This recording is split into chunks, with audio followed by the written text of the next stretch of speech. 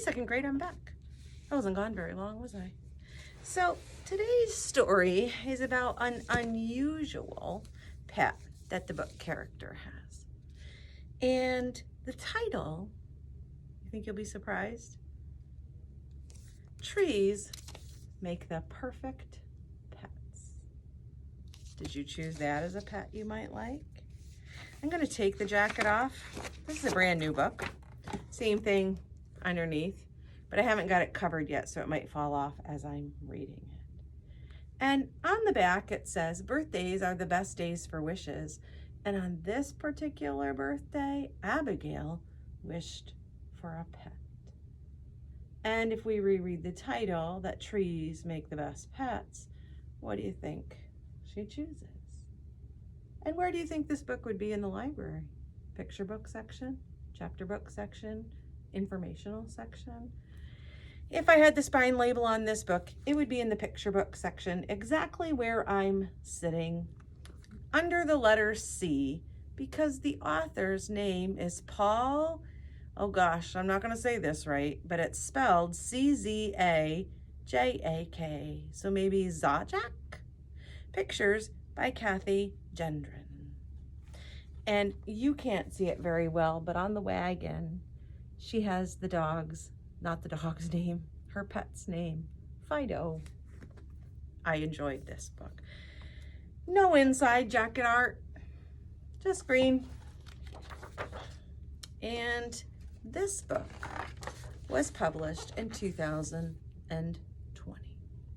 Birthdays are the best days for wishes, and on this birthday, Abigail wished for a pet. Did you think of a pet if you could wish for, you would wish for? Do you think most people wish for? Dog, cat, hamster, guinea pig. Her brother wanted a dog, their man's best friend. Her father suggested a hamster. They're so fluffy. Her mom thought a bird would be nice. They make beautiful music. Abigail had another idea. I want a tree.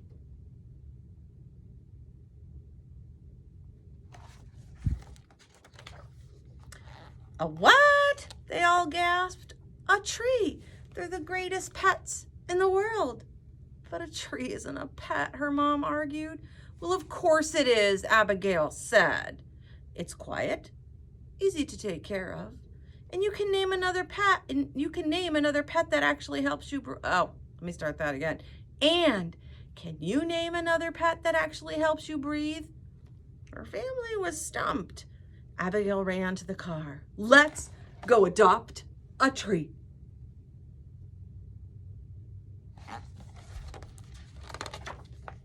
Abigail searched the nursery and found her tree.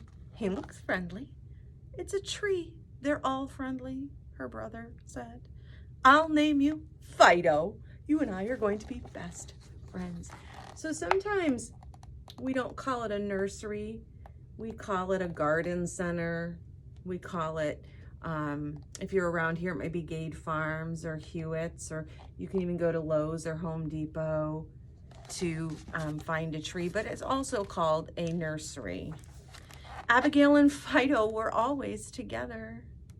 Shouldn't trees sleep outside, her father asked. Well, Fido would be lonely without me.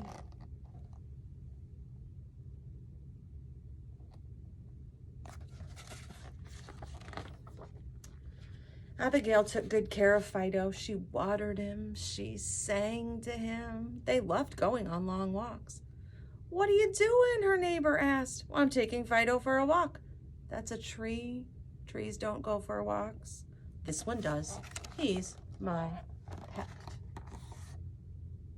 Maybe you have a plant at home that you'd like to give a name to. Read to it. Sing to it. Feed it. A tree is not a good pet. Cats are much better. Oprah Whiskers can cuddle. Fido loves a good hug. Oprah Whiskers can do tricks. Stay, Fido. Good boy. I suppose technically she's right.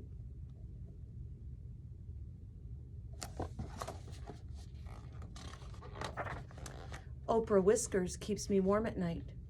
Fido keeps me cool during the day. Have it your way, her neighbor said, but a tree isn't a real pet.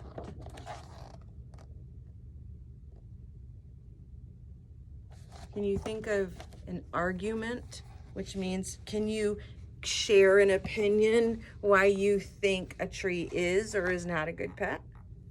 She's got some pretty good convincing ideas. Abigail took Fido to the dog park. She knew it was important for pets to socialize, but some did not agree. I'm sorry, this park is for dogs. Fido is a dogwood. That's a type of tree. That doesn't count. He's very friendly. His bark is worse than his bite. Sorry, actual pets only.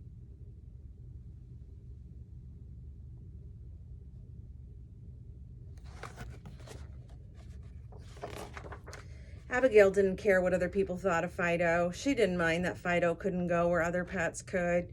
She didn't mind that Fido was only good at fetching kites and didn't like to give him back. She didn't mind he sometimes had accidents. None of that mattered because Fido was her pet. So look at kites get stuck in trees. That's what she meant, that the tree makes a good, can catch kites but doesn't like to let it go. Has accidents. Whoops, she overwatered it.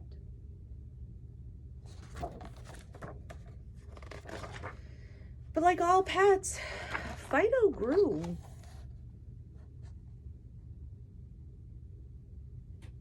So now they have a problem.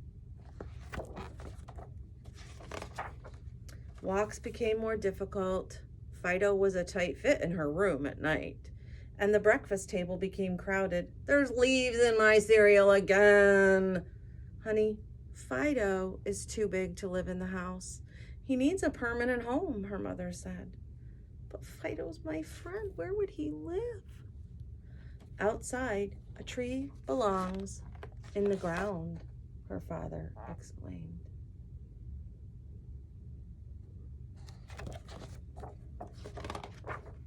Abigail's heart broke. Fido had grown too big for the house.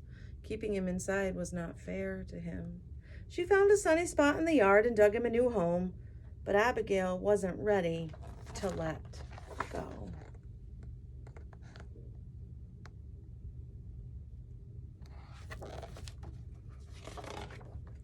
Worried that Fido felt scared and alone, Abigail kept him company under the stars.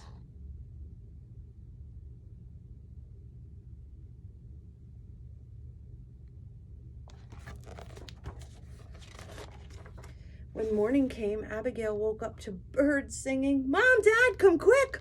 Her family rushed outside to see what the commotion was. Fido made new friends. I guess a tree can be man's best friend, her brother said.